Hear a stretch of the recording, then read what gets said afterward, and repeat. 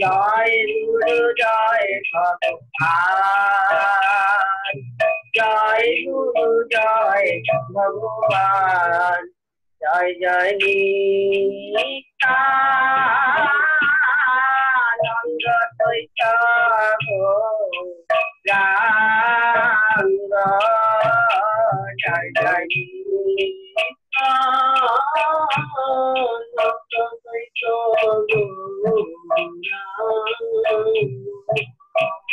নিতাই গৌরাঙ্গ নিতাই গৌরাঙ্গ নিতাই গৌরাঙ্গ নিতাই গৌরাঙ্গ জয় জয় নিত্যানন্দ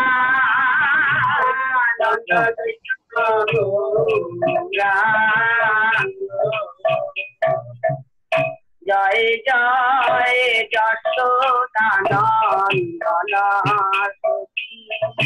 সুত গৌরচন্দ্র জয় জয় যশোদানন্দন সুত গৌরচন্দ্র জয় জয় নন্দন বল রাম নিত্যানন্দ জয় জয় নন্দন বল রাম নিত্যানন্দ জয় জয় মহাবিষ্ণু অবতার দ্বৈত চন্দ্র জয় জয় মহাবিষ্ণু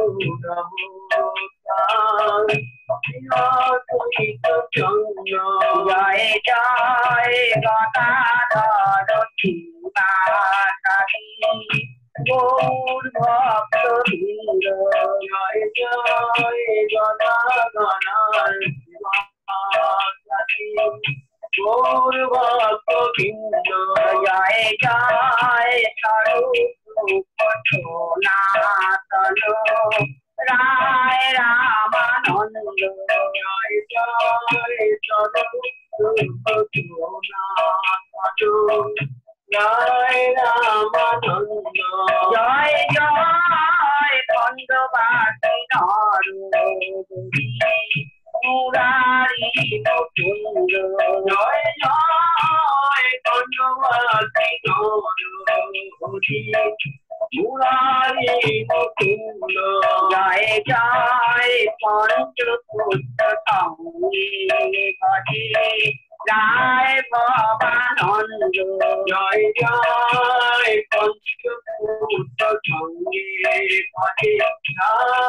ভবানন্দ জয় জয় তিন পুত্র সঙ্গে নাচে শিবানন্দ জয় জয় তিন পুত্র সঙ্গে নাচে শিবানন্দ জয় জয় ছোট বড় হরিদাস দাস গোবিন্দ জয় জয় ছোট বড় হরিদাস দাস গোবিন্দ জয় জয় দ্বাদশ গোপাল আদি দোষাক্ষী মহন্ত জয় জয় দ্বাদশ গোপাল আদি চৌষট্টি মহন্ত জয় জয় গড়িয়া আদি যত ভক্ত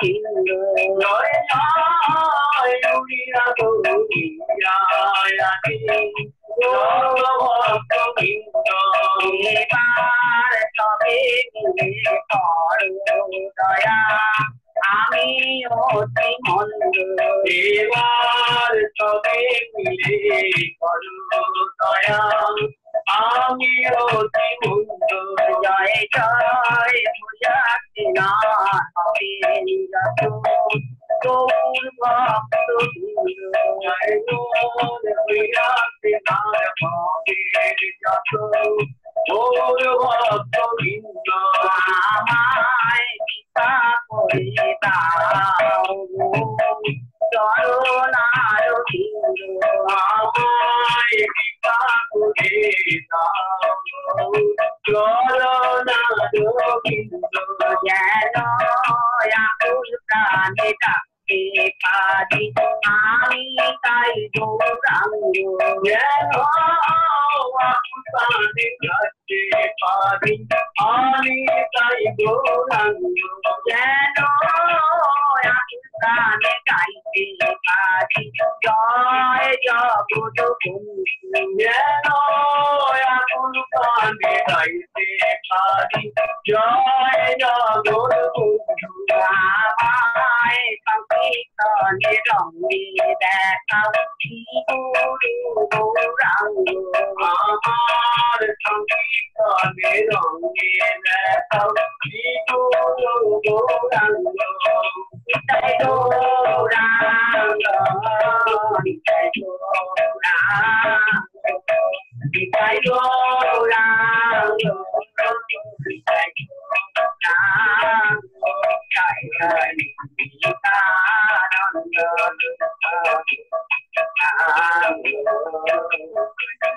নিত্যানন্দ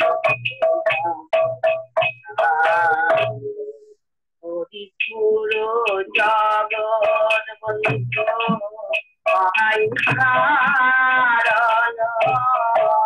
হরিপুরো জগৎ বন্ধু মহাইকারণ হরিপুরো জগৎ বন্ধু মহাইকারণ হরিপুরো জগৎ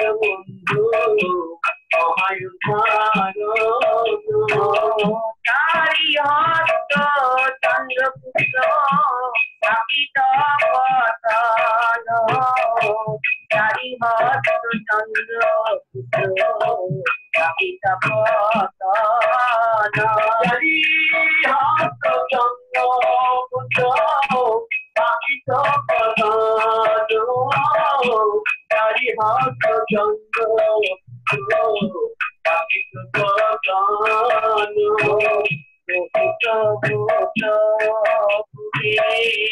অনন্তায় অনন্তময় প্রভু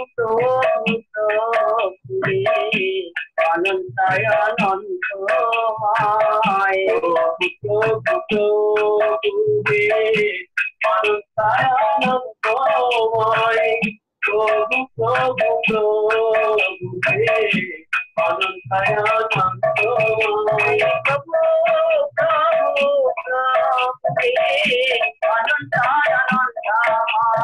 অনন্তময় প্রভু পুরে অনন্তায় অনন্তময় প্রভু পুরে অনন্তায় অনন্তময় প্রভু পুরে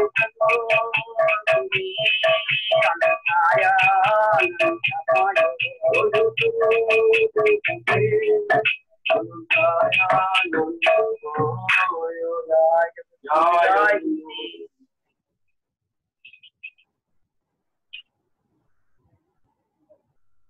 হরি বল। দুই ভাই হৃদয়ের খালি অন্ধকার, দুই ভাগবত সঙ্গে করান সাক্ষাৎকার। এক ভাগবত বড় ভাগবত শাস্ত্র, আর এক ভাগবত ভক্ত ভক্তি রসপাত্র। দুই ভাই অর্থাৎ গৌর সুন্দর নিতাই সুন্দর চন্দ্র এবং সূর্যের ন্যায় যুগপৎ উদিত হয়ে জীবের অন্তর আকাশের অন্ধকার বিনাশ করে ভাগবতের সাথে সাক্ষাৎকার। সাক্ষাৎ হলো বিশেষ প্রকারের দেখা। চোখের দেখা হলো বাইরের দেখা, আর অন্তরের মাধ্যমে যে দর্শন তাকে বলে সাক্ষাৎকার। ভাগবতের সাথে জীবের সাক্ষাৎকার মহাপ্রভু গৌর সুন্দর। এই যে ভাগবতী কথা আমরা আস্বাদন করি, মহাপ্রভু কৃপার দাম, কৃপা করে আস্বাদন করে মানে আস্বাদন করেছে। মহাপ্রভু কৃপা ছাড়া ভাগবতী কথায় প্রবেশ করা যাবে না। তিনি কৃপা করে যদি আমাদের শ্রবণেন্দ্র অর্থাৎ কানকে অপ্রাকৃত করেন, তবেই আমরা শুনতে পারবো। আর বাক শক্তি অপ্রাকৃত হলেই আমরা বলতে পারবো। অর্থাৎ চেষ্টা করে শোনাও যাবে না, চেষ্টা করে বলাও যাবে না। মহাপ্রভু কৃপা আসাবে। মহাপ্রভুর রাতুল চরণে প্রার্থনা জানাচ্ছি, কৃপা করে আজকে এই আসর উদ্দিত হয়ে আমাদের সকলের শ্রবণেন্দ্রকে অপ্রাকৃত করে তুলুন, বাক শক্তি অপ্রাকৃত, যাতে আমরা ভাগবতী কথা আস্বাদন করি। নিতাই গৌর সীতানাথ প্রমাণ। আজকের এই ভাগবতের আসর, এই ভাগবত আস্বাদনের ব্যবস্থা করেছেন বাগুইয়াটি অর্থাৎ কলকাতা নিবাসী মঞ্জু রায়, তার স্বামী সুবোধ রঞ্জন রায়ের প্রয়াণ বা মৃত্যু উপলক্ষে আজকের এই হরিকথার আসর। আমরা সকলের প্রার্থনা যাই প্রভুর চরণে, সুবোধ রঞ্জন যেখানেই আছেন তিনি এই ভাগবতী কথা শ্রবণ করবেন, এটা আশা করি। জয় জগৎবন্ধু। এক ভাগবত বড় ভাগবত শাস্ত্র, আর এক ভাগবত ভক্ত ভক্তি রসপাত। এক ভাগবত বলছেন শাস্ত্র গ্রন্থকে ভাগবত, যে ভাগবত গ্রন্থ আমরা আস্বাদন করি, পাঠ করি। আর এক ভাগবত বলছেন কাকে? ভক্তকে। ভক্তকেও ভাগবত বলা হয়। বড় বড় ভক্তকে ভাগবত বলে সম্ভব, পরম ভাগবত অমুক। আজকে ভক্ত বিরহ স্মরণে পাঠ পেয়ে ভক্ত কথা আমরা আস্বাদন করব, গুরু পাদ পদ্ম ভরসা করে গুরুদেবের কথাই বলবো, আমার কোনো কথা নেই। গুরুদেবের গ্রন্থ পাঠ অবলম্বন। ভক্ত কাকে বলে? আমরা তো বলি ভক্ত অমুক ভক্ত। ভক্ত সাধারণভাবে বলা যায় যার ভক্তি আছে তাকেই ভক্ত বলা হয়। ভক্তি না থাকলে কাউকে ভক্ত বলা হয় না। এই ভক্তিটা শাস্ত্র দুই ভাগে ভাগ করেছে। একটা ভক্তিকে বলছেন হৈতুকী ভক্তি, আর একটি ভক্তি বলছেন অহৈতুকী ভক্তি। হৈতুকী ভক্তি শাস্ত্রীয় নাম হলে বিধিমার্গের ভক্তি, আর অহৈতুকী ভক্তি শাস্ত্রীয় নাম হলে রাগমার্গের ভক্তি, রাগময় ভক্তি। আমাদের যে অধিকাংশের ভক্তি সেটাই হৈতুকী ভক্তি। হৈতুকী ভক্তির অর্থ হলো যে ভক্তির পিছনে হেতু আছে, কারণ আছে। যে ঘন ঘন ঠাকুর ঘরে যাচ্ছি, ঠাকুরের চরণে প্রণাম জানাচ্ছি। আগে তো দিনের মধ্যে একবারও যাই কিনা সন্দেহ, কিন্তু এখন এমন বিপদে পড়েছি, সবাই বলে ঠাকুরই একমাত্র সম্বল, তাই ঠাকুর ঘরে ঘন ঘন যাচ্ছে। এই যে একটা হেতু, বিপদ থেকে রক্ষা পাওয়ার জন্য ঠাকুর ঘরে যাচ্ছি, ঠাকুরকে প্রণাম জানাচ্ছি। এই জন্য এই ভক্তির নাম হলো হৈতুকী, হেতু আছে। বিপদে পড়ছি বলে ঠাকুর ঘরে যাচ্ছি, ঠাকুরের স্মরণ করছি, পূজা পার্বণ করছি, বিপদ থেকে রক্ষা পাওয়া যায়। এই জন্য ভক্তিটাকে বলে হৈতুকী, হেতু আছে, কারণ আছে, বৈদিক ভক্তি বলে। আর একটি ভক্তি হলো অহৈতুকী, যে ভক্তির পিছনে কোনো হেতু নেই, কারণ নেই। এই যে ঠাকুরে যাচ্ছি, ঠাকুরের পূজা অর্চনা করছি, এর পিছনে কোনো উদ্দেশ্য নেই, কোনো প্রত্যাশার আশা নেই, ভালোবাসি তাই যাচ্ছে। মা ছেলেকে ভালোবাসে, কোনো প্রত্যাশার আছে ভালোবাসে? মা ছেলেকে ভালোই বাসে, কোনো উদ্দেশ্য নেই, হেতু নেই। এই ভক্তিকে বলে অহৈতুকী বা রাগানুগা ভক্তি, রাগমার্গের ভক্তি। এই ভক্তিটি খুব দুর্লভ, সচরাচর দেখা যায় না। এক বৃন্দাবনে যে ব্রজবাসীদের ইষ্টের প্রতি ভক্তি, এই রাগমার্গের কোন উদ্দেশ্যের জন্য ভালোবাসে, ভালোই বাসে। আমাদের অধিকাংশের ভক্তি হলো হৈতুকী, হেতু আছে, কারণ আছে। এমনি ঘন ঘন ঠাকুর ঘরে যাচ্ছি না, বিপদে পড়েছি, বিপদ থেকে রক্ষা পাওয়ার জন্য ঠাকুর ঘরে যাচ্ছি। ওই জন্য হেতু থাকলেই যে সবসময় খারাপ তা নয়। অনেক সময় দেখা যায় এই হইতুকি ভক্তি অহৈতুকি ভক্তিতে রূপান্তরিত হয়ে যায়। এরকম শাস্ত্রে অনেক ঘটনা কাহিনী আছে। প্রথম ঠাকুরের ভক্তি শুরু করছি হেতু দিয়াই, এটা বিপদ থেকে রক্ষা পাওয়ার জন্যই ঠাকুরকে ভক্তি করি, ঠাকুর ঘরে যাই, প্রণাম করি, পূজা অর্চনা করি। করতে করতে ঠাকুরের সাথে এমন একটা সম্পর্ক হয়ে যায়, তখন এই কারণটা থাকে না, তখন ওই ভক্তিটি হয়ে যায় অহৈতুকি, রাগময়ী ভক্তি, রাগমার্গের। এরকম দৃষ্টান্ত শাস্ত্রে অনেক আছে। আমরা একটা দৃষ্টান্ত দিতে পারি, আপনারা সকলেই জানেন ধ্রুবের কাহিনী। ধ্রুব বিমাতার চক্রান্তে রাজ সিংহাসনে বসতে পারেন, আবার কোলে বসতে পারেন। তাই ধ্রুবের খুব দুঃখ।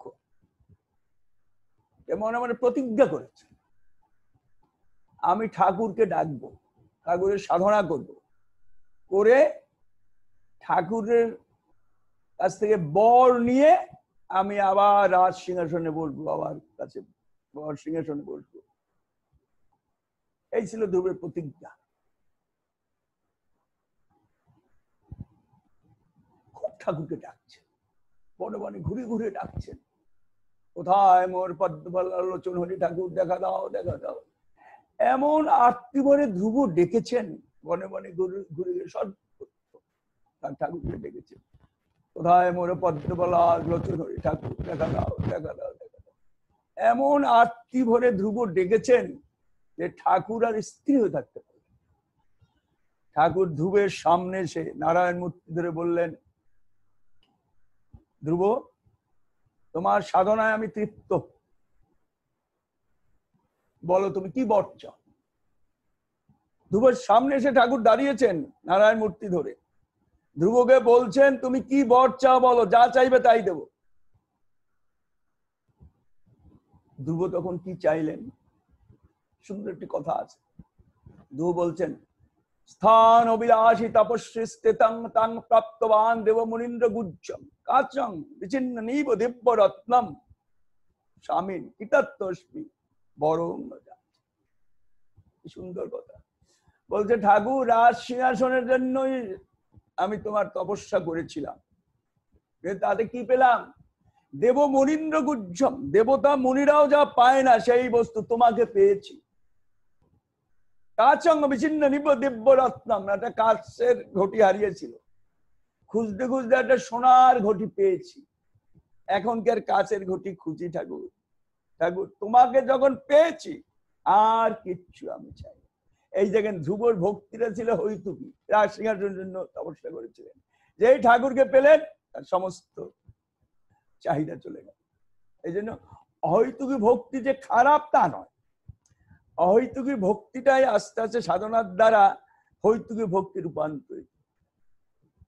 আর ভক্তিটা কি করে হবে, ভক্তিটা পাওয়ার কি পথ, সোজা পথ হইলো সাধু সঙ্গ। সাধু সঙ্গ সর্বশাস্ত্রে কয় লব মাত্র সাধু সঙ্গে সর্বসিদ্ধি। সাধু সঙ্গ মানে ভক্ত সঙ্গ, ভক্ত সঙ্গে ভক্তি লাভ। বড় বড় ভক্তের সঙ্গ করলে ভক্তি আসে। তো বড় বড় ভক্তের সঙ্গ করা কঠিন, তাই না? ভক্তের সন্ধান পাওয়াও কঠিন, তাদের সঙ্গ পাওয়া কঠিন। আবার বড় ভক্তের সঙ্গ পেলাম, তাদের একটা সমস্যা আছে। সমস্যাটা কি, একদম বড় বৃন্দাবন থেকে ভক্ত এসছেন, তার আপনি সঙ্গ করছেন, আপনার বাড়িতে রাখছেন, তার সাথে সঙ্গ করছেন, চলছে ফিরছে কথা বলছেন।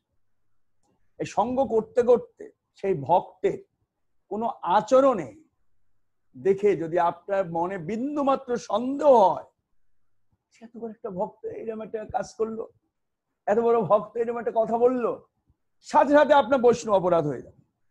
ওই চিন্তা করলেই হয়ে যাবে। এর সব থেকে সমস্যা। ভক্ত সঙ্গে ভক্তি লাভ হবে, এই জন্য ভক্ত সঙ্গ করতে হবে। বড় বড় ভক্তের সঙ্গ করতে না পারি, তার সঙ্গ করতে পারি। সঙ্গ তো একরকম না, দুই রকম। একটা সাক্ষাৎ সঙ্গ, একটা মানস সঙ্গ। সাক্ষাৎ সঙ্গে অপরাধের ভয় আছে, মানস সঙ্গে সে ভয়টা নেই। মানস সঙ্গটা কিরকম? মনে মনে ভক্ত সঙ্গ করবেন, অর্থাৎ ভক্ত কথা শুনবেন আর পড়তে পারলে ভক্ত কথা অমৃত পাঠ করবেন। এই শোনা এবং পাঠ, এই দুই ভাবেই ভক্ত সঙ্গ হয়। আমরা আজকে কিছু কিছু ভক্তের সঙ্গ করব, শুনবো। কুরুক্ষেত্রের যুদ্ধের আগে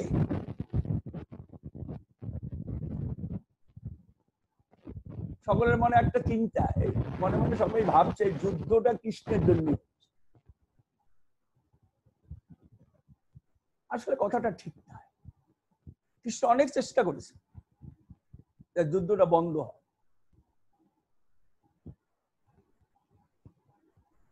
তিনি স্বয়ং শ্রীকৃষ্ণ, পুরুষোত্তম শ্রীকৃষ্ণ, তিনি সামান্য দূত সেজে গেছিলেন কৌরবের কাছে, ধৃতরাষ্ট্রের কাছে। সামান্য দূত সেজেছেন, দূত। অত বড় বিরাট শ্রীকৃষ্ণ দূত সেজে গেছে, যাতে একটা শান্তির প্রস্তাব নিয়ে যাতে যুদ্ধটা বন্ধ হয়। প্রস্তাব মেনেছিল? মানেনি।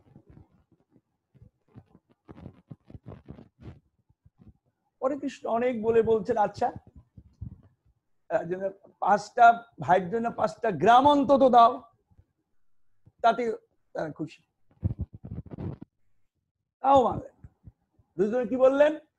বিনা যুদ্ধে নাই দেব সূচ্যাগ্রমে, সূচের আগে যত মাটি ওঠে ওটুকু যুদ্ধ ছাড়া দেব না। আর বরং কি করলেন? কৃষ্ণকে বন্দি করার একটা কৌশল করলেন। কৃষ্ণর সাথে পারবে কেন? কৃষ্ণ একটা বিশ্বরূপের চমৎকার এটা দেখিয়া চলে আসছে। চলে যখন আসছেন, পিছন দিয়ে দুর্যোধন ডেকে বলছেন, আপনি কোথায় যাচ্ছেন? আপনি আমার রাজ অতিথি, অতিথি আপ্যায়নের সব ব্যবস্থা এখানে আছে, আপনি কোথায় যাচ্ছেন? কৃষ্ণ ফিরে তাকিয়ে দুর্যোধনের দিক বলছেন, দুর্যোধন শোনো, মানুষ মানুষের কাছে আতিথ্য স্বীকার করে দুটো কারণে। একটা প্রীতির টানে, ভালোবাসার টানে, একটা ঠেকায় পড়লে। তোমার সাথে দুটো কারণে একটা কারণও নেই। তোমার সাথে প্রীতির টানও নেই, আর আমি ঠেকায়। কোথায় যাবেন এই দুপুরে? আপনি আপনার সমস্ত আপ্যায়নের ব্যবস্থা হয়েছে? বলে না, যাবো, আমার এক ভক্ত। কোথায় গেলেন জানেন? বিদুরের গৃহে দুপুরের সময় যখন গেলেন, তখন বিদুর পত্নী সবেমাত্র স্নান করে এসেছেন, ভিজা কাপড়টাও ছাড়তে পারে। এই সময় তার গৃহে কৃষ্ণকে দেখে বিদুর পত্নী কি করবে বুঝতে পারছেন না, কিং করতে বিমূঢ় হয়ে। কৃষ্ণ তার গৃহে আসছেন, কল্পনাই করতে পারছে না। কৃষ্ণ দুপুরের সময় কৃষ্ণ আসছে, কি করবেন? ভিজা কাপড়টা কোন রকম ছাড়লেন, যে পর্যাপ্ত কাপড় তাও নেই, কোন রকমের একটা আবরণ দিয়ে কৃষ্ণ কি করবে? আর কৃষ্ণ তো দুপুরের সময় গেছেন, তার খিদে পেয়েছে। কৃষ্ণ বলছে, আমার ভীষণ খিদে পেয়েছে। বিদুর পত্নী ভাবছেন, কি দেবেন? ঘরে তো কিচ্ছু নেই,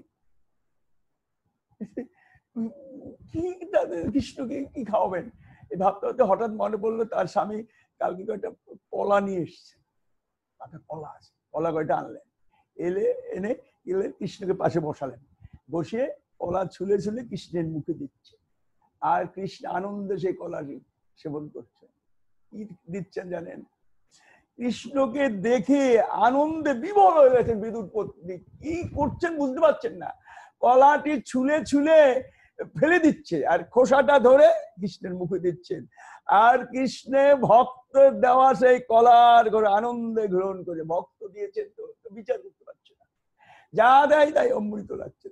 কলার খোসাই ভালো লাগে, কলার খোসাই খাচ্ছে। হঠাৎ বিদুর ঘরে এলো, বিদুর ঘরে এসে তার গিয়ে কৃষ্ণ এসছেন, আর কৃষ্ণকে তার স্ত্রী কলার খোসা খাওয়াচ্ছে। বলতে যাবে, কৃষ্ণ ইঙ্গিতে বারণ করলেন, বলো না, এত অনুরাগের সেবা।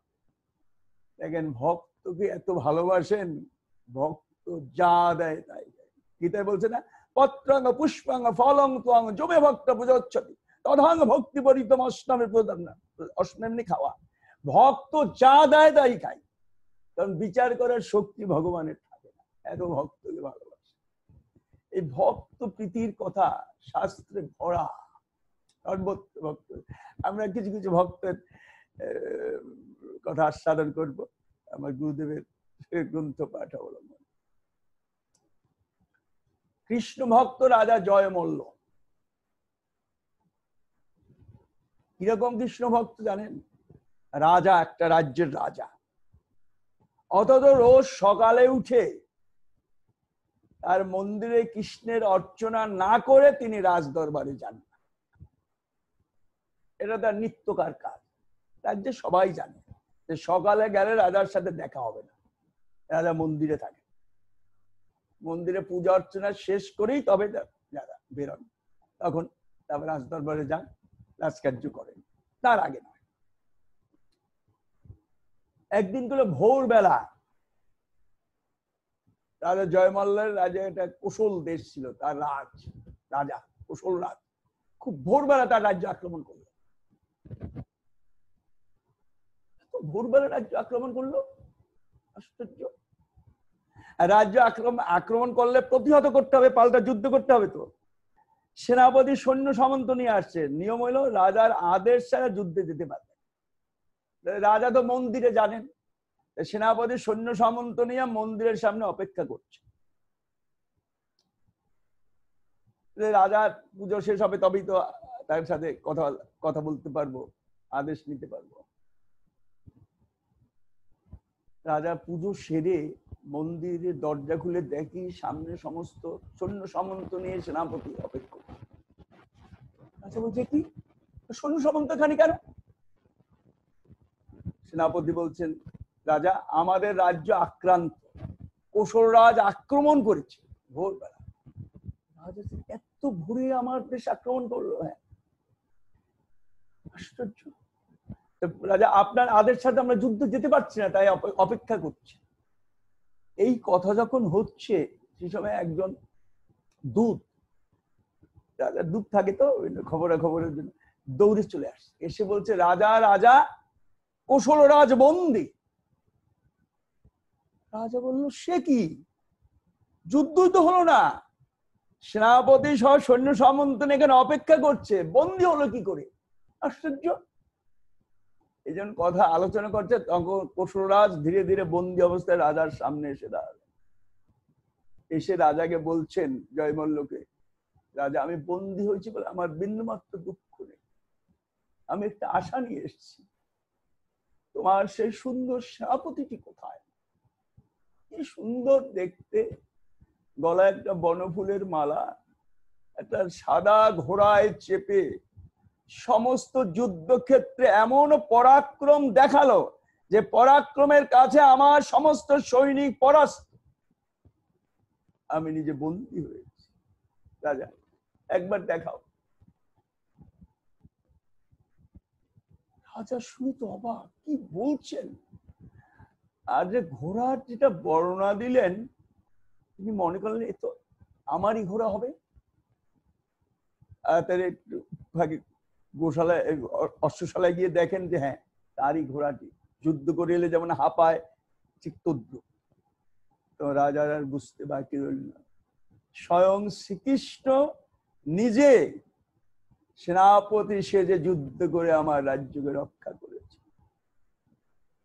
তখন রাজা জয়মল্ল কোশলরাজকে ধরে বললেন, কোশলরাজ, আপনি পরম ভাগ্য, আজকে আপনি যার সাথে যুদ্ধ করেন তিনি আর কেউ নন, তিনি আমার আরাধ্য শ্রীকৃষ্ণ স্বয়ং সেনাপতি সেজে যুদ্ধ করে আমার রাজ্যকে রক্ষা করেছেন। দেখেন ভগবান ভক্ত কত ভালো, তাই তো গীতা বলে, যমদ ভক্ত সমে প্রিয়। ভক্তের জন্য ভগবান সবকিছু করে। ভক্তকে রক্ষা করতে ভগবান যেখানে সেখানে চলে যায়, ভক্তকে রক্ষা করতে। এত ভক্ত প্রীতিকার। এই জন্য তুমি যমদ ভক্ত সময়ে প্রিয়, আমার ভক্ত প্রিয়। জ্বলন্ত নল কৃষ্ণ ভক্ত লাগি খায়, ভক্তের কিঙ্কর হয় আপনি। এত ভক্তকে ভালোবাসে।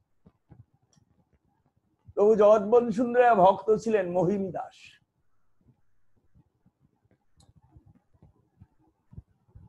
প্রভুর সেবা করেন, মনে মনে ভাবছেন তিনি আর সংসারী হবেন না। কিন্তু মহিমের পরিবারের অন্য যারা আছেন তারা ভাবলেন মহিম যদি সংসারী না হয় তাহলে তাদের বংশ রক্ষা হবে না, আর এদিকে মহিম দৃঢ় প্রতিজ্ঞ না, আর সংসারী হবে না। তখন তারা উপায় না দেখে প্রভুর কাছে এলেন। প্রভুকে বলে, প্রভু আপনার মহিম আপনার কাছে আছেন, মহিম যদি সংসারী না হয় তো আমাদের বংশ রক্ষা হবে না, আর আপনার আদেশ না পেলে তো মহিম কিছুতেই সংসারী হবে না। তখন প্রভু মহিমকে আদেশ করলেন, মহিম যাও, সংসারী হও। প্রভু যখন বলছেন তার তো না করতে পারবেন না। মহিমের সমস্ত পরিবার যারা ছিল তারা তাড়াতাড়ি একটা সম্বন্ধ দেখে বিয়ে ঠিক করে ফেলেন, দেরি হলে যদি পরিবর্তন হয়ে যায় ভাবটা মনের ইচ্ছা। তখন বিয়েটা যেখানে ঠিক করেছে সেটা পদ্মার উপারে, পদ্মা পাড়ি দিয়ে যেতে হবে। বিয়ের সমস্ত আয়োজন ঠিক আছে, যাবে। সেদিন যাবে, সেদিন কি তার আগের দিন মহিম এসে প্রভু প্রণাম করে গেলেন, প্রভু আপনার নির্দেশে আমি সংসারী হচ্ছি, আশীর্বাদ করবেন। হ্যাঁ মহিম যাও। মহিম শোনো, একটা কথা বলছি, তোমরা স্টিমারে যাতায়াত করো, কেমন? ঝড় জলের দিন নৌকায় না যাওয়াই পারে, স্টিমারে। মহিম এসে তার পরিবারের সকলকে জানালো প্রভু বলছেন স্টিমারে যাওয়ার জন্য। আচ্ছা প্রভু বলছেন ঠিক আছে, সকাল স্টিমারে করে গেলেন। গিয়ে বিয়া ভালোভাবে হয়ে গেল। অনেক যৌতুক পেয়েছে, অনেক যৌতুক। মহিমের যারা অভিভাবক ছিলেন তারা ভাবলেন এত যৌতুক নিয়ে তো স্টিমারে যাওয়া অসম্ভব, এই জিনিসপত্র রাখবো কোথায় স্টিমারে? সবাই মিলে সিদ্ধান্ত নিল যে না, এটা বড় নৌকা করে যাও, এটা নৌকা, বড় নৌকায় জিনিসপত্র যাবে, আমরা যারা সবাই চলে যাবো। মহিমকে বলতে, মহিম বল না, প্রভু বলতে স্টিমারে যাতায়াত করতে, দুটোই করতে বলেছে। সকলে মিলে মহিমকে বুঝায়, মহিম শোনো, প্রভু বলছেন তো আকাশের অবস্থা দেখে ঝড় জলের দিন যে কোনো সময় ঝড় হতে পারে, আকাশ তো পরিষ্কার নীল আকাশ, মেঘের চিহ্ন নাই আকাশে, কতক্ষণ লাগবে আমরা পদ্মা পাড়ি দিয়ে চলে যাব, তুমি আর অমত করো না, আমরা নৌকা করেই চাই। আর সকলের কথায় মহিম অবশ্যই রাজি হলেন। মহিমের নৌকা পদ্মার যখন মাঝখানে, তখন দেখা গেল কি উত্তর কোণে একখণ্ড মেঘ। জানেন তো আকাশের মেঘ ছাইতে সময় লাগে না, ক্ষণিকের ভিতর মেঘ ছেয়ে যেতে পারে। আর ওই একখণ্ড মেঘ এক তাড়াতাড়ি সমস্ত আকাশ ছেয়ে গেল, আর প্রচন্ড ঝড় উঠলো। এমন ঝড় উঠলো, মহিম তাকিয়ে দেখছে তার সামনে ছোট ছোট ডিঙি নৌকা ঝড়ের তাণ্ডবে অতল তলে তলিয়ে যাচ্ছে। ঝড়ের দমকা হয়, মহিমের নৌকা কিছুতেই আর রাখা যাচ্ছে না। উপায় না দেখে মহিম হাত তুলে বলে, প্রভু প্রভু রক্ষা করো, প্রভু রক্ষা করো। হঠাৎ দেখা গেল কি নৌকাটা হেঁচকা টানে তীরে এসে লাগে। যখন ঝড় থেমে গেল, আস্তে আস্তে নৌকাটা নামিয়ে জলে এনে চলে এলেন। বিয়ে করে এসছে, একটা নিয়ম, বধূ বরণ একটা প্রথা আছে। মহিমের সময় আত্মীয় স্বজন ঘাটে অপেক্ষা করছে, বধূ বরণ করবেন। মহিম তাড়াতাড়ি ঘাটে নিয়ে বলতো সব পরে হবে, যা বিপদ থেকে রক্ষা পেয়েছে যাই আগে প্রভুকে প্রণাম করে আসি। প্রভু মন্দিরে এসে প্রভুকে দেয়, প্রভু আমি মহিম এসছি, মহিম, প্রভু আপনাকে প্রণাম করব, তবে আমি বাড়িতে যাব। প্রভু আমি মহিম এসছি, দরজা খুলুন। কিন্তু কোনো শব্দ পাচ্ছে না, এত ডাকছেন। মহিম চিনতে গেল দরজাটা বন্ধ, দরজাটার দিকে তাকিয়ে দেখে বন্ধ, একটু ফাঁক আছে। আর প্রভু মন্দিরের সামনে বসা, হাঁটুটা উঁচু করে, আর কোন অজরে রক্ত ঝরে ঝরে পড়ছে। এই দৃশ্য দেখে মহিমার স্থির থাকতে পারলেন না, দরজাটা খুলে হাউ হাউ করে কেঁদে, প্রভু প্রভু আপনার কোমল অঙ্গে এমন আঘাত কে করেছে, প্রভু কে করেছে? কিছুক্ষণ পরে প্রভু বলছেন, আমার আদেশ শুনবি না, আমি যা করতে বলবো করবি না, আর বিপদে পড়লেই প্রভু রক্ষা করো, প্রভু রক্ষা। দেখ তোর নৌকা রক্ষা করতে গিয়ে আমার কি হচ্ছে। চিন্তা করছেন ভগবান ভক্তকে এত ভালোবাসেন, অগাধ সেই পদ্মা নদীতে গিয়ে প্রভু তার নৌকাকে রক্ষা করছে। এইভাবে ভক্ত প্রীতি ছড়িয়ে আছে। তাই তো বলছেন যমদ ভক্ত সমেত আমার, ভক্তকে এত ভালোবাসেন ভগবান, তারা কত কাহিনী। ভক্ত শুধু ভালোবাসেন না, ভক্তকে ভক্তের বোঝা তিনি বহন করেন, এত ভক্ত প্রীতি। গীতায় বলছেন অনন্য চিন্তন্ত মাং যে জন পর্যুপাসতে তেষাং নিত্যবিযুক্তানাং যোগক্ষেমং ভাম। ভক্তর বোঝা আমি বহন করি। একটা কাহিনী বলছি। অর্জুন মিশ্র নামে একজন ব্রাহ্মণ, তিনি রোজ গীতা পাঠ করেন, সমগ্র গীতাটি পাঠ না করে জলস্পর্শ করেন। গীতা পাঠ করতে গিয়ে 9ম অধ্যায়ের এই শ্লোক অনন্য চিন্তন্ত মাং যে জন পর্যুপাসতে তেষাং নিত্যবিযুক্তানাং যোগক্ষেমং ভাম। এই শ্লোকটার কাছে যখন আসে তখন অর্জুন মিশ্র থেমে যায়। থেমে গিয়ে মনে মনে ভাবেন এই শ্লোকটা একটা ভুল আছে। ভগবান ভক্তের বোঝা কেন বহন করবেন? হ্যাঁ, এটা একটা কথা। ভগবান ভক্তের বোঝা বহন করবেন না, এটা হতে পারে না। আর যদি ভক্তের জন্য কিছু করতে হলে দান করলেই, তাহলে ভক্ত অসুবিধা আছে দান করলেই তো হয়ে যায়। এটা নিশ্চয়ই ঠিক না, কথাটা ভুল আছে। ভাবতে ভাবতে একদিন কি করলেন, একটা কলম নিলেন, নিয়ে ওই বহম মহম যেটা আছে ওইটা কেটে দিলেন। কেটে গিয়ে সেখানে লিখে দদম মহম, দান। তো গীতা পাঠ করে যে গরিব ব্রাহ্মণ, ভিক্ষা ছাড়া চলে না, ভিক্ষা বেরিয়ে গেছে, রোজই ভিক্ষা করে। ভিক্ষা বেরিয়ে যে কিছুক্ষণ পরে ওই গ্রামে দুটো সুন্দর ছেলে, একটা কৃষ্ণবর্ণ একটা গৌরবর্ণ, দুটো ছেলে, মাথায় দুটি ঝুড়ি, ঝুড়িতে চাল ডাল তেল নুন সবজি ভরা। ওই ছেলে দুটি এসে গ্রামে জিজ্ঞাসা করছেন অর্জুন মিশ্রের গৃহ কোনটি?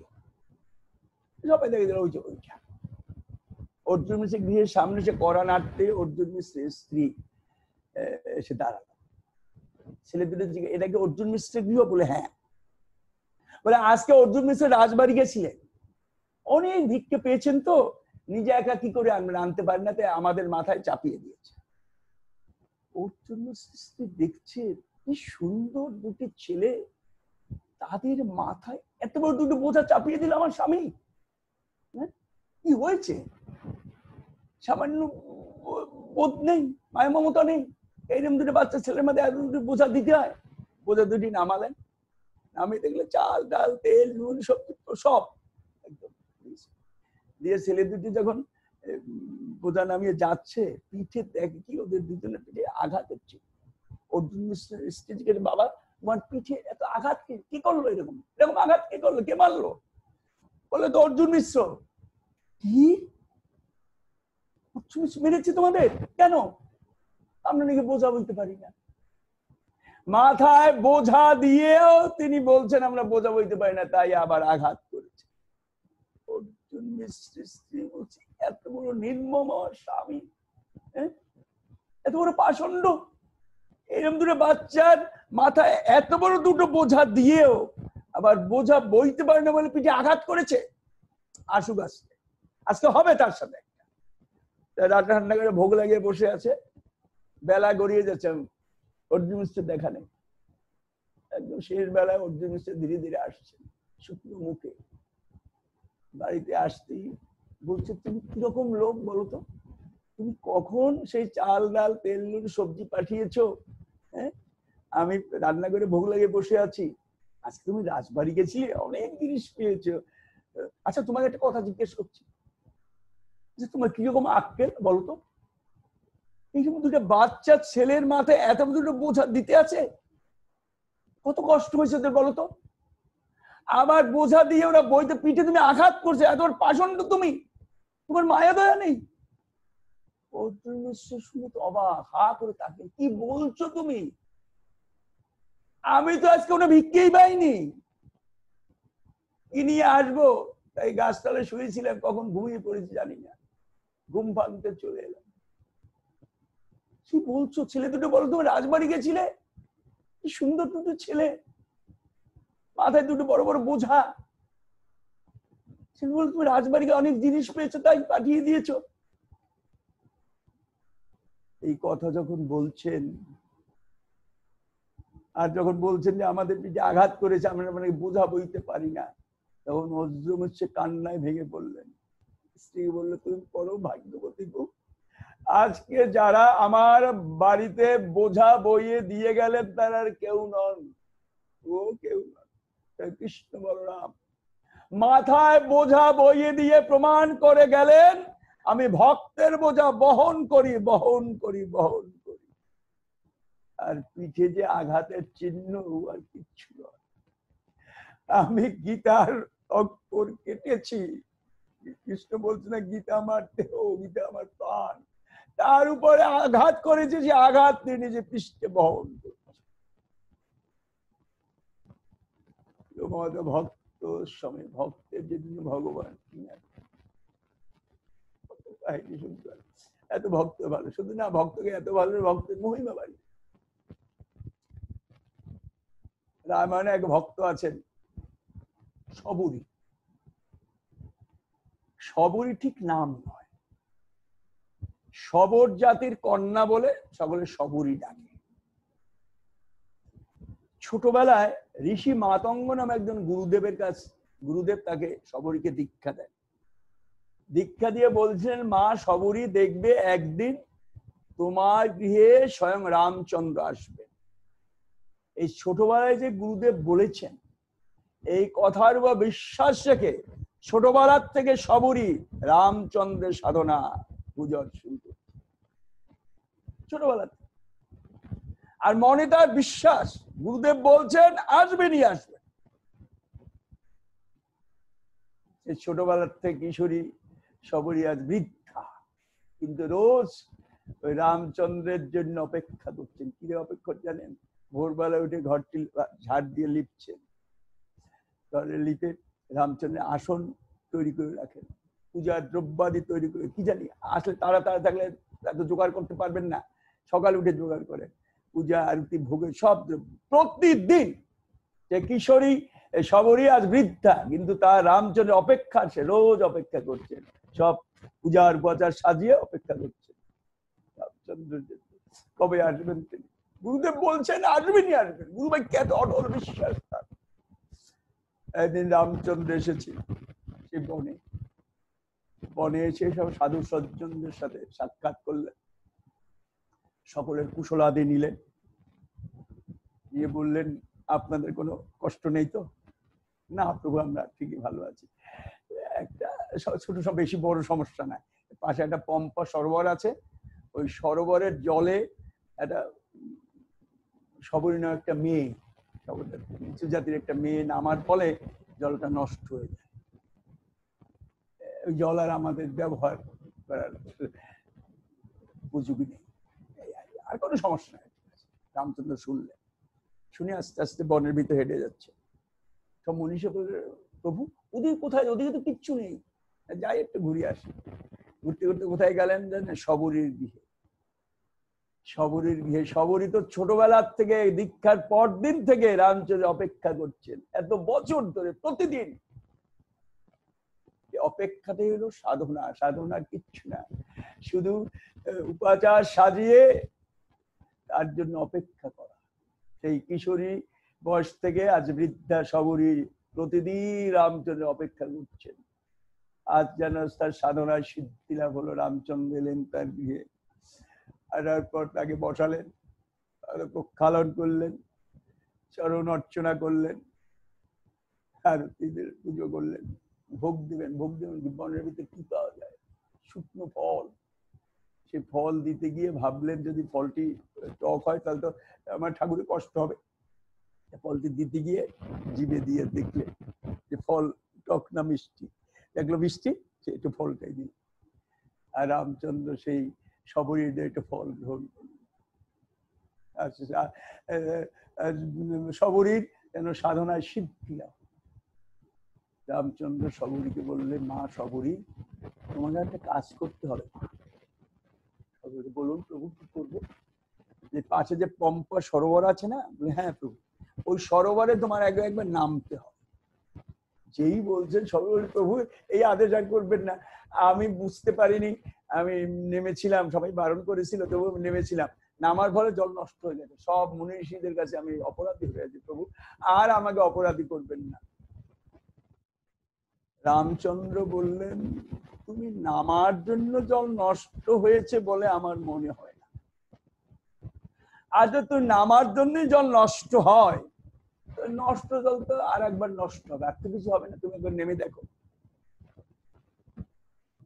যেই সবরই সেই পম্পা সরোবরে নামলেন, নামার সাথে চরণের স্পর্শে সরোবরের জল নির্মল পরিষ্কার পরিচ্ছন্ন হয়ে গেল। রামচন্দ্র বললেন, মা সবরী, তুমি নামার জন্য জল নষ্ট হয়নি মা, তোমাকে যে নিচু জাতি বলে তো উপহাস করেছেন, বারণ করেছে সকলে, এই পাপে জল নষ্ট হয়েছে। দেখেন ভক্তের মহিমা কত আসছে, সবরী একটা বিশেষ চরিত্র রাম। এইভাবে ভক্তদের জন্য ভগবান সব, ভগবান ভক্তের জন্য কি না করে। কুরুক্ষেত্রের যুদ্ধে আমরা কত কাহিনী দেখেছি, ভক্তকে রক্ষণে সবকিছু করে। একটা কাহিনী আপনারা নিশ্চয়ই জানেন, সেই অর্জুনের পুত্র অভিমন্যুকে সপ্তরথী বেষ্টন করে তাকে যথেচ্ছ ভাবে মেরে ফেলেছে। এটা নিয়ম না যুদ্ধে, যুদ্ধে না একজনের সাথে যুদ্ধ। প্রথম চেষ্টা করেছিল তারা, কিন্তু পারেনি। তখন 7 জনে মিলে অভিমন্যুকে বধ করেছে। তখন ওর কাছে অর্জুন একটু দূরে ছিল, সেই সুযোগে এই কাজটা করেছে। অনেক বড় কাহিনী। একটা চক্রভূ তৈরি করেছিল দ্রোণাচার্য, সে চক্রভূ ভেদ করতে ঢুকেছিল, আর দরজায় জয়দ্রথ দাঁড়িয়েছিল, কাউকে ঢুকতে দেয়নি।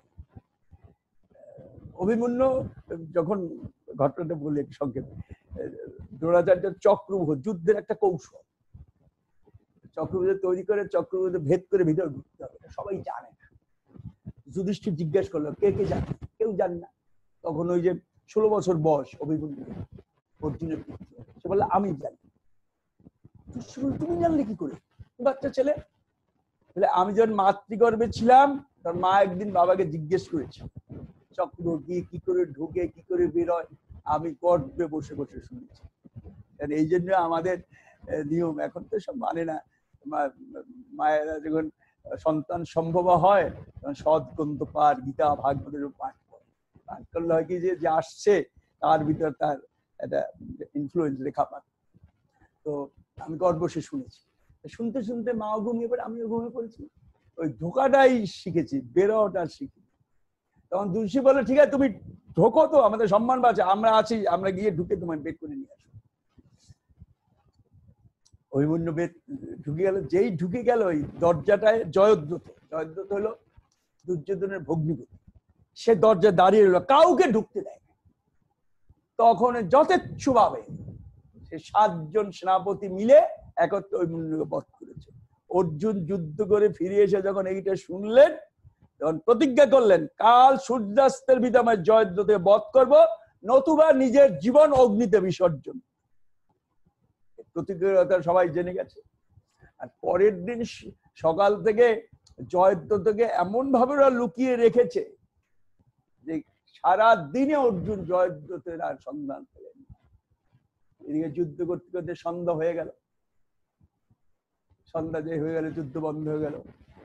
এখন তো অর্জুনের প্রতিজ্ঞা মতো তার অগ্নিকুণ্ডে প্রবেশ করতে হবে, কি আর করবে, প্রতিজ্ঞা করেছেন যখন, বান দিয়ে আগুন জ্বালালেন। আগুনে যখন প্রবেশ করতে যাবেন, তখন কৃষ্ণ দূর থেকে বলছেন, অর্জুন দেখো আকাশে তো সূর্য এখনো আছে, সূর্য ডুবেনি তো, ওই দেখো আকাশে সূর্য আর সামনে তোমার জয়দ্রথ। বলার সাথে সাথে অর্জুন এক বাণ দিয়ে জয়দ্রথকে মেরে ফেলল। ঘটনাটা কি হয়েছে? ঘটনা হয়েছে অর্জুনকে এত ভালোবাসেন কৃষ্ণ, সে অর্জুনের এই অসময়ে তিনি চলে যাবেন এটা কিছুতেই ভাবতে পারলেন না। তাই কি করলেন? একটু ছলনার আশ্রয় করলেন। যেন চক্র দিয়ে সূর্যটা ঢেকে রেখেছিলেন, তাই সন্ধ্যা মনে হয়েছিল। যেই অর্জুন অগ্নিতে ঝাঁপ দিতে যাবে, এই চক্র সরিয়ে দিলেন আর সূর্য আকাশে। ভক্তের জন্য ভগবান সব করে। এই জন্য বলছো যমৎ ভক্ত সমে প্রিয়, ভক্ত আমার এত ভক্ত, ভক্তের জন্য সব করেন। সেই কুরুক্ষেত্রে সেই কৌরবদের সবাই যখন দ্রৌপদীকে বস্ত্র হরণ করলেন, তো দ্রৌপদী যখন হাত জোর করে মধুসূদনকে স্মরণ করলেন, তখন মধুসূদন কি করলেন, কৃষ্ণ অনন্ত রূপে বস্ত্র প্রবেশ করলেন। কত বস্ত্র আর টানবে, সব বস্ত্র টানছেন আছে। এইভাবে ভক্ত রক্ষা, এই ভক্ত প্রীতির কথা শাস্ত্রে ভরা সর্বত্র। ভগবান ভক্তকে এত ভালোবাসেন, ভক্তের জন্য সব। তাই তো বলে জ্বলন্ত নল কৃষ্ণ ভক্ত লাগি খায়, ভক্তের কিং করে আপন। ভক্তকে এত ভালোবাসেন, ভক্ত চেষ্টা ভক্তকে ভালোবাসেন, কিন্তু সেই ভক্তের অন্তরে যদি অহংকার জাগে তা কিন্তু সহ্য করতে পারেন। তিনি কতভাবে অহংকার চূর্ণ করেছেন না, অর্জুনের অহংকার চূর্ণ করেছেন, ভীমের অহংকার চূর্ণ করেছেন, দ্রৌপদীর অহংকারের কথা বলছি। বনবাসে যখন ছিল কৃষ্ণ মাঝে মাঝে যেতেন, তো দেখে যে দ্রৌপদীর খুব অহংকার, অহংকারের কারণও আছে। সেই 5 ভাই পঞ্চপাণ্ডব, তার স্বামী স্বয়ং মধুসূদন তাদের রক্ষাকর্তা, খুব অহংকার। কৃষ্ণ ভাবলেন যে এত অহংকার নিয়ে তো চলা যাবে না, অহংকার চূর্ণ করতে হবে। কি করে চূর্ণ করবে? বনের ভিতর একবার বসছে একটা আম গাছের নিচে, দ্রৌপদী তাকিয়ে দেখে কি যে একটা আম পাকা ঝুলছে। অর্জুনকে বললে, অর্জুন আমটা পেরে দাও তো। অর্জুন বান দিয়ে আমটাকে পারল, যে আমটা নিচে পড়লো। কৃষ্ণ একটু দূরে ছিলেন, তিনি বললেন যে অর্জুন কি করলে তুমি? কেন? দ্রৌপদী বললো আমটা পেরে দিলাম, ক্ষতিটা কি হলো? তুমি জানো না, দেখেছে গাছে একটা আম, এই গাছের নিচে রোজ ঋষি এসে ধ্যান করে, সারাদিন কিচ্ছু পায় না, সূর্যাস্তের সাথে সাথে আমটা পরে একটা আমি তিনি গ্রহণ করেন। আজকে যদি আম না পান এসে, তিনি ক্রোধে তোমাদের ভস্ম করে দেবে, আমিও রক্ষা করতে পারবো। যুষ্টি বলছে কি বলছো, তুমি রক্ষা করতে পারবে না? নিশ্চয়ই উপায় আছে, বলো। না কোনো উপায় নাই, নিশ্চয় আছে, বলো। কৃষ্ণ বললেন একটা উপায় আছে। বলো কি উপায়? তোমরা যদি সবাই আমার কাছে তোমাদের মনের কথা বলতে পারো, তাহলে আমটা আস্তে আস্তে গিয়ে বোটায় লেগে যাবে। যুষ্টি বললেন এটা কথা, আমরা তোমার কাছে আমাদের মনের কথা বলতে পারবো না? এবারে যুষ্টির, ভীম, অর্জুন, নকুল, সহদেব সব এক এক করে বলছে, এক করে বলছে এই আমার মনের কথা, এই আমার মনের কথা, এই আমার। আর আম আস্তে আস্তে উপরে উঠে যাচ্ছে, আগে শুধু বাকি দ্রৌপদী। বলো দ্রৌপদী তোমার মনের কথা। দ্রৌপদী অনেক চিন্তা ভাবনা করে একটা কথা বললো, যেই বললো না, আমটা যেখানে সেখান থেকে নিচে পড়ে গেল। কৃষ্ণ বললেন দ্রৌপদী মনের কথা বলেনি, তাই আমটা আবার যথাস্থানে চলে এলো। এই পঞ্চপাণ্ডব ধরেছেন, হ্যাঁ তোমার মনের কথা বলতে পারছো না, আমাদের সামনে বলতে পারছো না, মধুসূদনের সামনে বলতে পারছো, কি তোমার মনের কথা বলতেই হবে, বলো বলো কি মনের কথা। সবাই যখন চেপে ধরেছেন, তখন দ্রৌপদী বলছেন কর্ণ তো কুন্তির সন্তান, কর্ণ তো পাণ্ডব, কর্ণ দেখতেও সুন্দর, বড় যোদ্ধা। তাই মনে মনে ভেবেছিলাম কর্ণ যদি এদিকে থাকতেন, তিনিও তো আমার একজন স্বামী হতেন। লজ্জার কথা, 5টা স্বামী থাকার পরেও তোমার আর এক স্বামীর জন্য তোমার লালসা, একবেলা অহংকার চূর্ণ। ভগবান ভক্তকে যেমনি ভালোবাসেন, সেই ভক্ত চিত্ত অহংকার জাগলে তা তিনি সত্যি সাধারণ চূর্ণ করে। অর্জুনের মনে অহংকার, অর্জুনের অহংকার তো অনেকভাবে চূর্ণ করেছেন। আর একটা অহংকারের কথা বলি, অর্জুন মনে করে আমার থেকে বড় কি আছে, বড় বীর কৃষ্ণ আমার সখা। কৃষ্ণ মনে অহংকার, সবকিছু সহ্য হয় কৃষ্ণ, অহংকার সহ্য। একদিন কৃষ্ণ অর্জুন চলো আমরা একটু বেরিয়ে আসি। হ্যাঁ চলো, ছদ্মবেশে যাবো, এই বেশে গেলে সবাই দেখবে। আচ্ছা ছদ্মবেশে, ছদ্মবেশে কৃষ্ণ আর অর্জুন রাস্তায় বেরোলেন। কৃষ্ণ পথের পাশে বললে অর্জুন এই যে একটা বাড়ি দেখেছে না, এই বাড়ির যে মালিক বড় ভক্ত, অর্জুন বলে তাই, হ্যাঁ। বলে দেখো জমির কাজ করছে না, নিরাচ্ছে জমি, দেখছো কি ধীরে ধীরে নিরাচ্ছে? বলে হ্যাঁ সেটা দেখছি। কেন ধীরে ধীরে নিরাচ্ছে জানো? ওই নিড়ানির আঘাতে যাতে একটা পোকামাকড় না মরে, এই জন্য ধীরে ধীরে নিরাচ্ছে। এরকম দেখেছো কাউকে? হ্যাঁ সখা ঠিকই বলছো, এরকম তো দেখিনি। জমি নিরায় আবার দেখে নাকি পোকামাকড় মরলো না মরলো। কি বড় অনেকক্ষণ ধরে তাকিয়ে আছে, তাকায় তাকায় অর্জুন দেখলো কি ওই ভক্তের কোমরে একটা সোরা বাঁধা। সোরা কি দেখে বলছো সখা, কিরকম ভক্ত, এত যে অহিংস, তার কোমরে একটা সোরা বাঁধা কেন? সোরা তো হিংসার প্রতীক, এটা কেমন লাগছে না বেমানান? হ্যাঁ তাই তো, এটা কেন? যাও না, তোমার সামনে তো আছে ভক্ত, যাও জিজ্ঞেস করে আসো আপনার মতো ভক্তের কোমরে সোরা বাঁধা কেন। অর্জুন তা আস্তে আস্তে গেল ভক্তের কাছে, কি বল সত্যি আপনার মতো ভক্ত জীবনে দেখিনি, এত অহিংস ভক্ত, বিন্দুমাত্র হিংসা নেই আপনার, একটা পোকামাকড় যাতে না মরে তার দিকে আপনার দৃষ্টি। কিন্তু মনে একটা প্রশ্ন জাগলো, প্রশ্নটা হলো আপনার মতো অহিংস ভক্ত তার কোমরে একটা ধারালো সোরা বাঁধা কেন? এটা তো বুঝতে পারছি না কারণ কি। সোরা বাঁধা কেন জানো? আমার একটা লোকের উপরে রাগ আছে, ওই লোকটাকে পেলে সোরা দিয়ে আঘাত করবো, তারপর সোরাটা ফেলে দেবো। আপনার মনে রাগ, কে সেই ভক্ত? হ্যাঁ কে সেই পাষণ্ড যে আপনার মনে রাগের সৃষ্টি করেছে? আপনার মতো অহিংস ভক্তের মনে কি নাম তার? ওর নাম মুখে আনতে পারবো না, একটা পরিচয় বলবেন তো, তাহলে তো বুঝতে পারবো। চেনো তোমরা সবাই, চেনো তাকে? চেনো না এমন কেউ নাই, সবাই চেনো। সবাই চিনি আমরা? বলে হ্যাঁ সবাই চেনো তাকে। আকার ইঙ্গিতে বলুন তো চিনতে পারি। ওই যে চেনো না, কি বলে যে তৃতীয় পাণ্ডব, চেনো তো? সেই তৃতীয় পাণ্ডবের কথা বলছেন অর্জুনের হকচুকের সন্তান। প্রথম পাণ্ডব হলো যুধিষ্ঠির, দ্বিতীয় পাণ্ডব হলো ভীম, তৃতীয় পাণ্ডব অর্জুন। অর্জুন বলছে আমাকে বলছেন, এখন তো নিজের পরিচয় দিতে পারছেন অর্জুন, সেখানে বলছেন তৃতীয় পাণ্ডব আপনার কি কি করেনি বলো, কি করেছে জিজ্ঞেস করছো?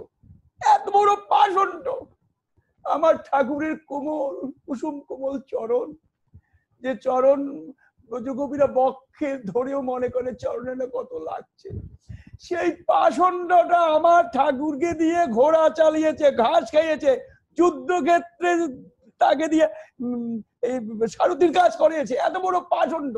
ওই পাষণ্ডটাকে পেলে এই সোরা দিয়ে একটা আঘাত করবো, তারপর ফেলে। শুনে না অর্জুনের মাথা নিচ্ছত। অর্জুন মনে মনে ভাবতো তার সখাকে তার চেয়ে কেউ বেশি ভালোবাসে না। আজকে ভক্তের মুখে কথা শুনে অর্জুনের সমস্ত অহংকার চূর্ণ হয়ে, এই জন্য ভগবান ভক্তকে যেমনি ভালোবাসেন, ভক্ত চিত্তে অহংকার থাকলে তা আর সহ্য করে।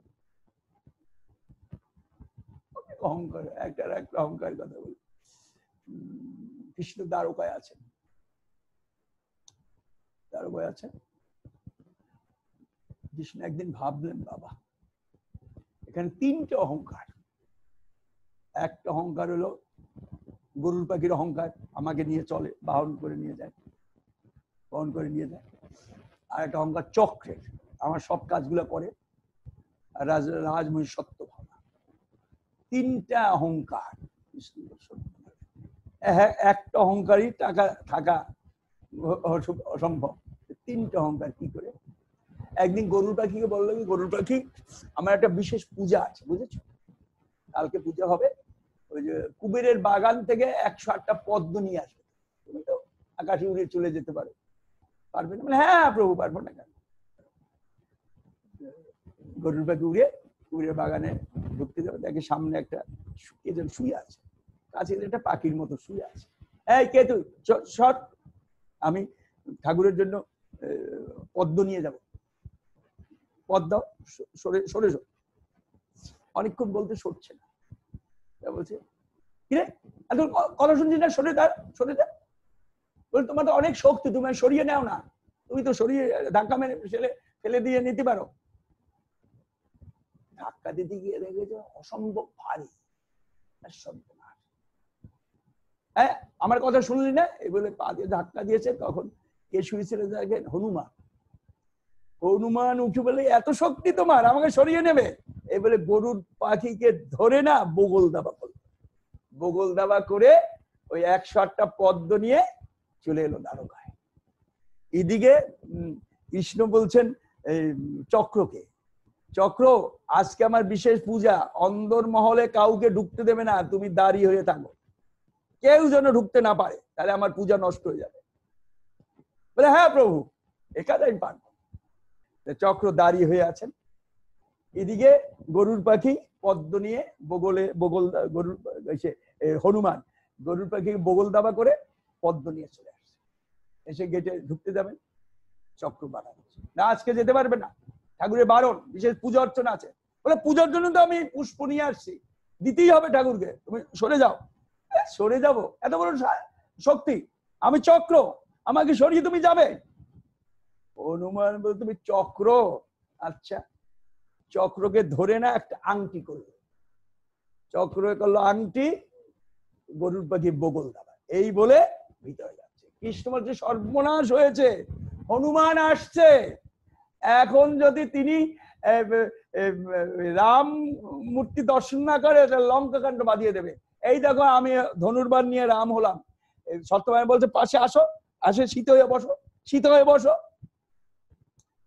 সত্যভামা শীত হতে পারছে না, বলে এই এসে গেছে, তাড়াতাড়ি হও, তুমি না পারো, যে পারো আসো। রুক্মিণী এসে শীত হয়ে বসলেন।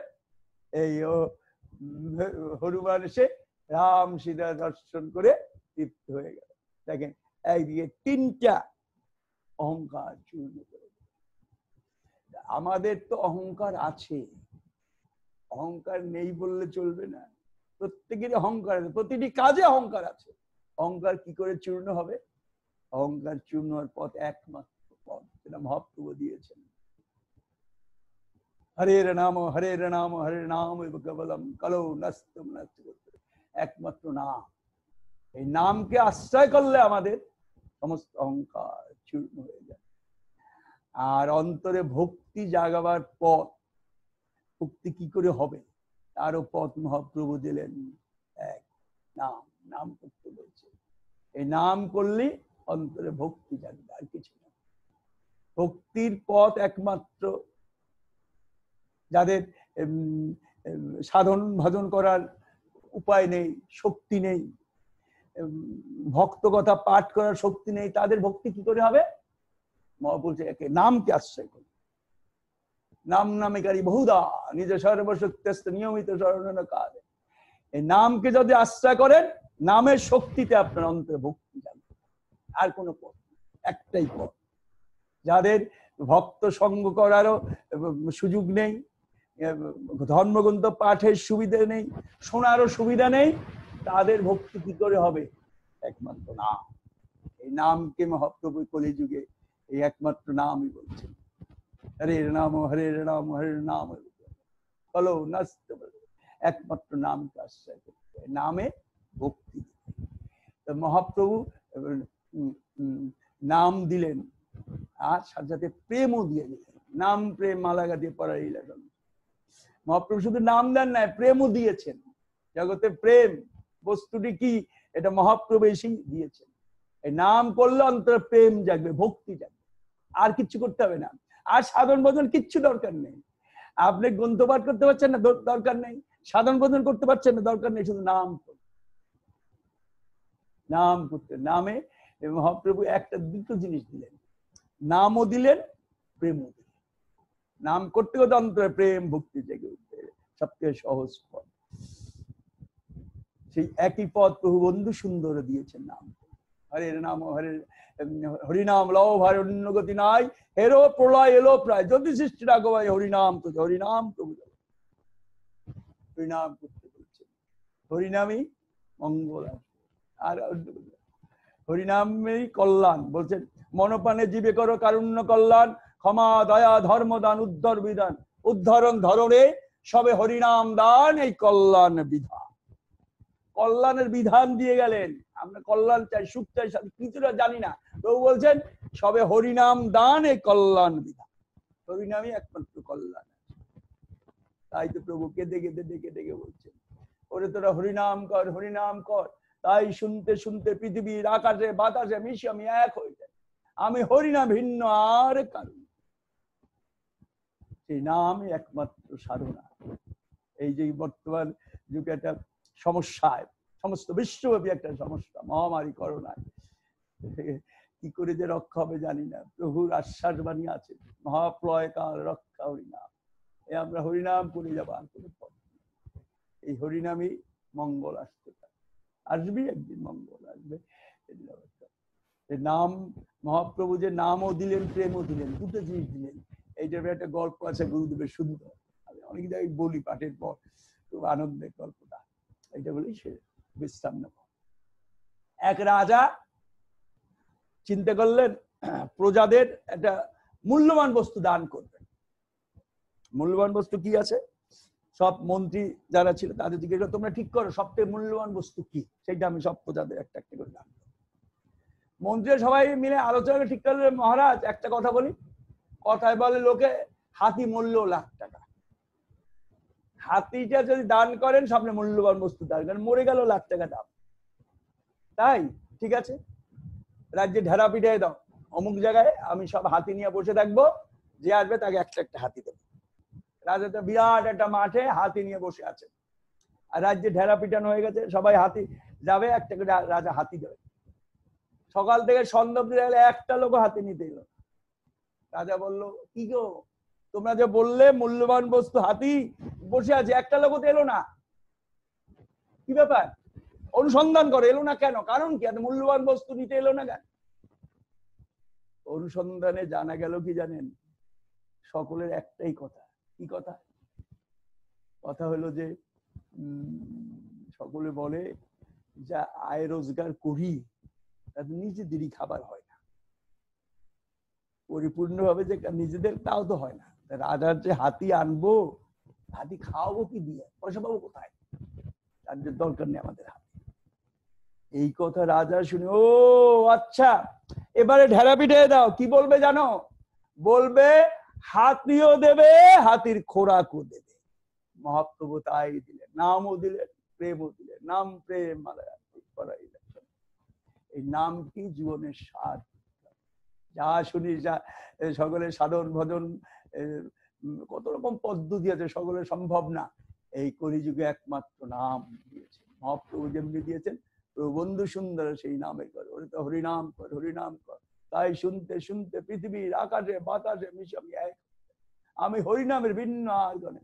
যেন প্রভু দায়বদ্ধ হয়ে আসছেন জীবকে হরিনাম করাবার জন্য। সেই হরিনাম সকলে করবেন, যার যেমন সামর্থ্য আছে করবেন। দিনের মধ্যে একবার পারলো 5 জন একত্র, সব পরিবারের 2 জন 5 জন যা থাকেন এক জায়গায় বসে একটা নাম করবেন। যে নাম, একটা নাম করতে আমার কোনো কথা নেই।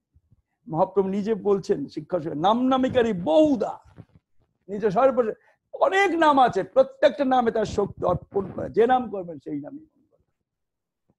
প্রভুর কাছে প্রার্থনা করি সকলের নামে রুচি আসুক, নামে শ্রদ্ধা জাগুক, সকলে অন্তর দিয়ে নাম করবেন। প্রভুর কাছে প্রার্থনা করি। আজকে এখানে বিশ্রাম নিচ্ছি। রাধা কৃষ্ণ প্রেমানন্দে হরি হরি বল। হরি পুরুষ প্রভু জগৎবন্ধু সুন্দর প্রভানন্দে হরি হরি বল। নিতাই গৌর সীতানাথ প্রভানন্দে হরি। মহানামাত্মকং রাহাপারা পুরন্দরম সঙ্গন রামের সঙ্গ বন্ধন বন্ধু সুন্দর। হরে কৃষ্ণ কৃষ্ণ কৃষ্ণ হরে হরে রাম রাম। জয় জগৎবন্ধু।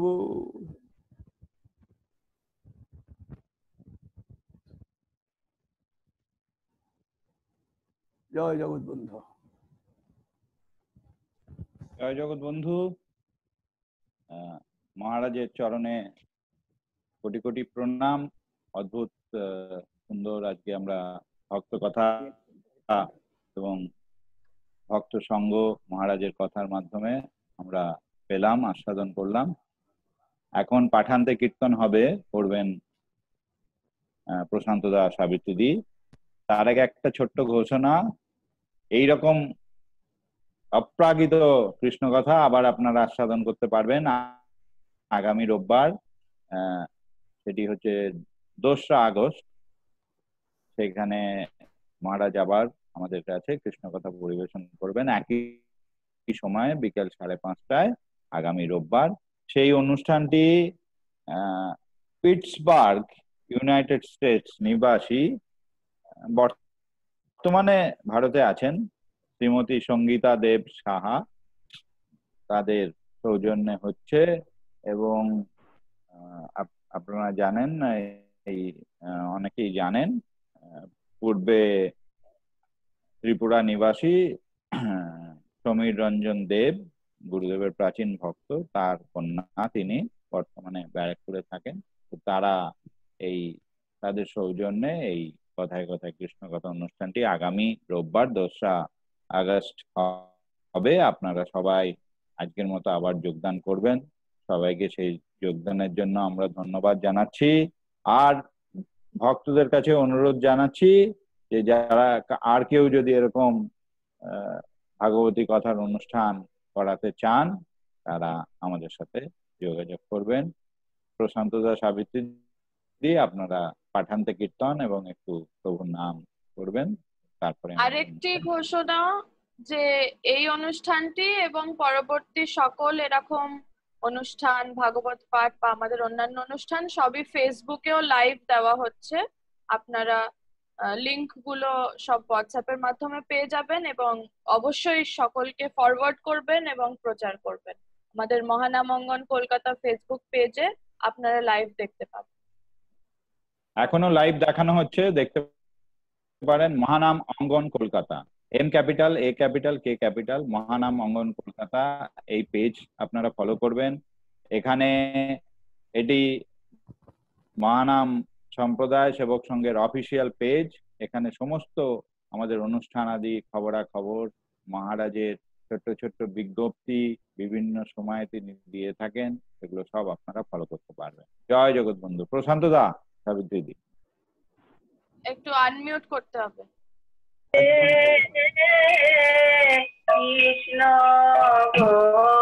গোবিন্দ জয় জয় রাধে, কৃষ্ণ গোবিন্দ রাধে গোবিন্দ, রাধে গোবিন্দ,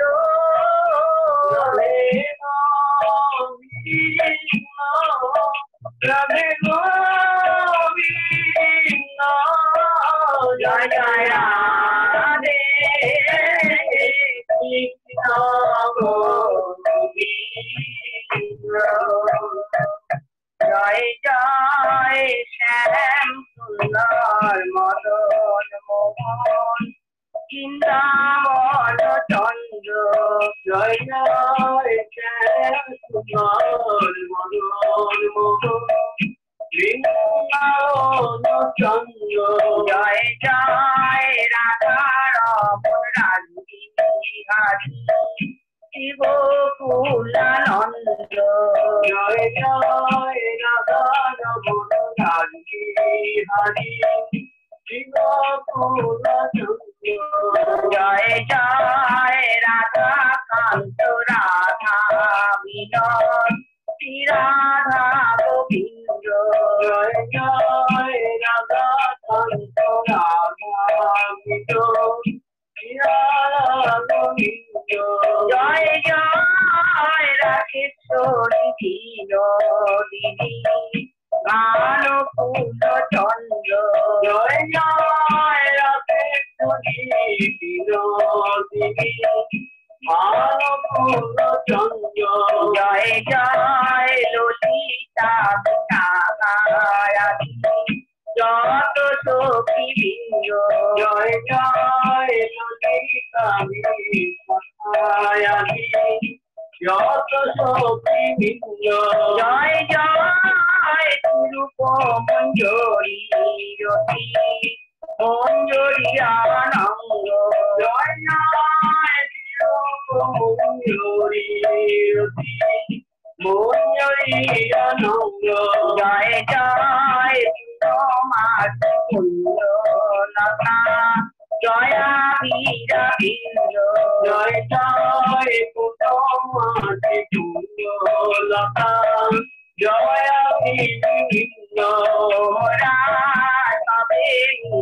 কৃপা করে করুণার বিন্দু দেবার চোখে ঘিরে বড় দয়া আমি অতি মুগ্ধ রাধে গোবিন্দ রাধে গোবিন্দ রাধে গোবিন্দ রাধে গোবিন্দ জয় জয় রাধে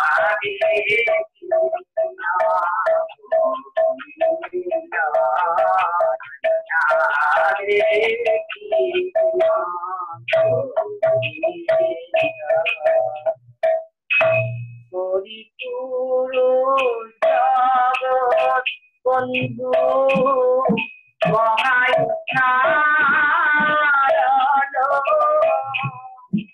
পরিপূর্ণ জগৎ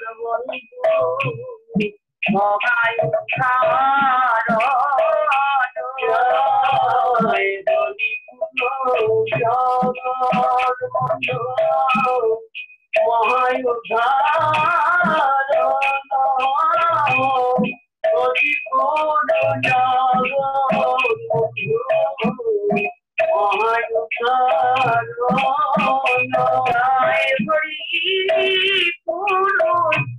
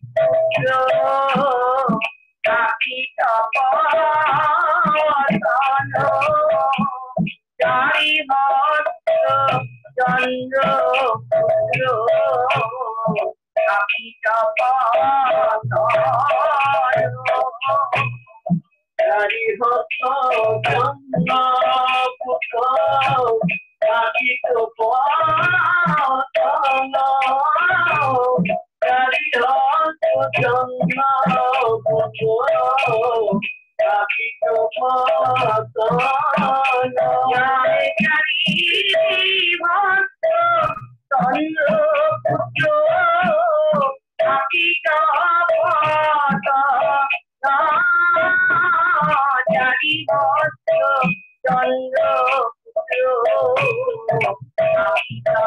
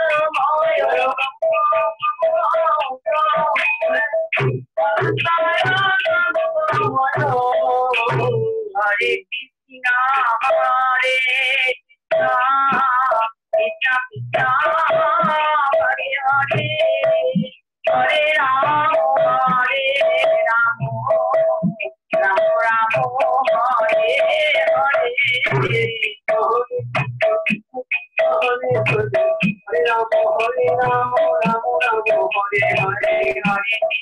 Hare Krishna, Krishna Krishna, Hare Hare, Hare Rama, Rama Rama, Hare Hare, Hare Krishna, Krishna Hare Hare, Hare Rama, Rama Rama, Hare Hare, Krishna, Hare Krishna, Krishna Krishna, Hare Hare, Hare Rama, Hare Rama, Rama Rama, Hare Hare, Hare Krishna, Hare Krishna, Krishna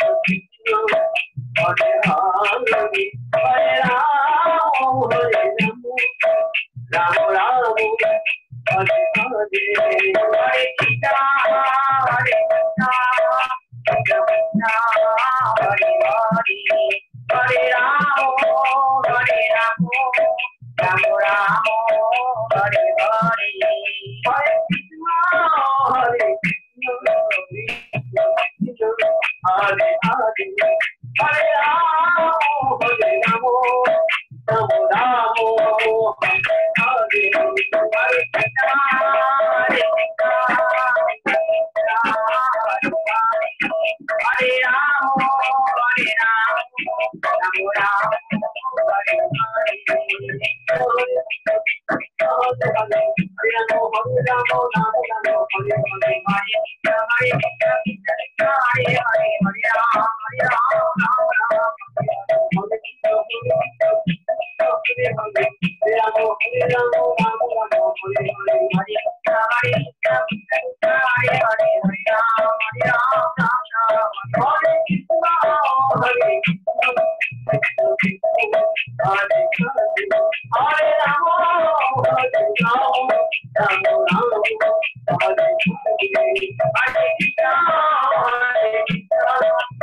Krishna, Hare Hare,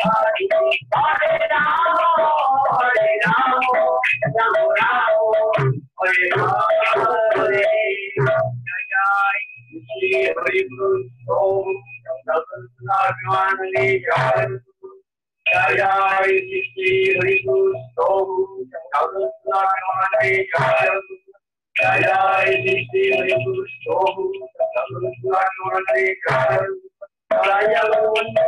Rama, Hare Rama, Rama Rama, Hare